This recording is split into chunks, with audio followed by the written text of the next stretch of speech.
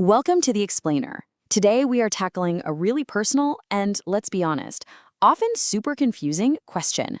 It sits right at the heart of so many relationships. When push comes to shove, who should take priority? Your parents or your partner? It's one of those dilemmas that can cause so much tension. It pits the family you came from against the family you're trying to build. But you might be surprised to hear that society's rulebook, well, it actually has a very clear point of view on this.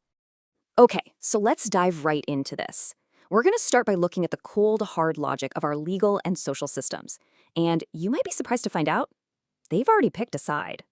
See, from a purely structural perspective, the parent-child relationship and the spousal relationship, they're designed for completely different things. The law doesn't see them as competing loves, but really as two distinct phases of your life. And this slide just lays it out perfectly. The parent-child bond. Over on the left, it's designed to prepare you to leave the nest. Its main job is essentially done. But the spousal bond, on the right, well, that's the vehicle for the rest of your life's journey. And this all boils down to one simple question the system asks: who is primarily responsible for this adult? As you can see right here, from medical emergencies to financial debts, society legally binds you to your partner. Meanwhile, your legal duties to and from your parents, those pretty much ended when you turned 18. Take something called spousal privilege, for example. The law considers the bond between partners so fundamental to social stability that it literally protects it, creating a legal shield around your new family unit. I mean, that's a powerful statement about which relationship is seen as the primary one. Yeah, it's a cold way to put it, but it's basically true. That's the system's perspective. The law has made its choice. But, and this is a big but, that doesn't explain why this shift feels so incredibly difficult for us emotionally, and why our hearts don't just automatically follow the legal code. And that brings us perfectly to our second point, the psychological shift. Because while the law can change overnight with a marriage certificate, our internal wiring, well, that's a whole different story. Okay, I absolutely love the metaphor on this slide. It suggests getting married isn't just, changing a contact in your phone. It's like you're trying to migrate your entire operating system, your core programming for safety, comfort, and crisis, to a brand new server. I mean, think about it. You're transferring who you rely on for emotional safety, who your automatic in case of emergency call is, and who you expect to have your back when you mess up. This migration is a massive psychological task, and believe me, it is rarely a clean or easy process for anyone.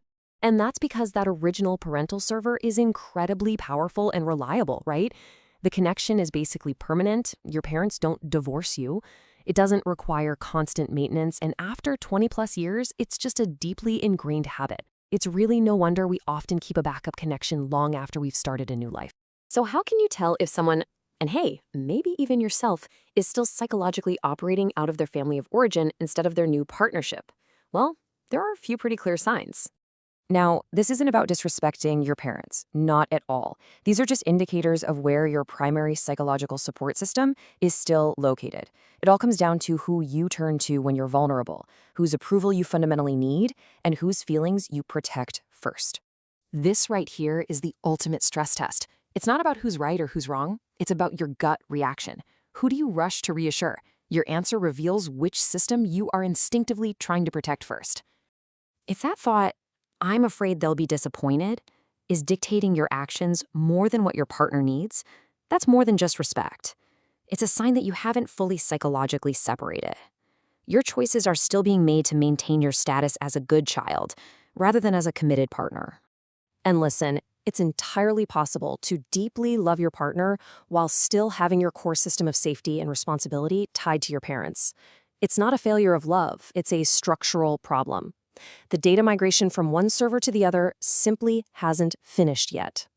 So this brings us to what growing up really means in this context. It isn't about blaming people, and it's definitely not about cutting parents off. It's about consciously choosing to build and prioritize a new primary system with your partner. This quote, this just nails it. Maturity isn't about needing your parents' support or love any less.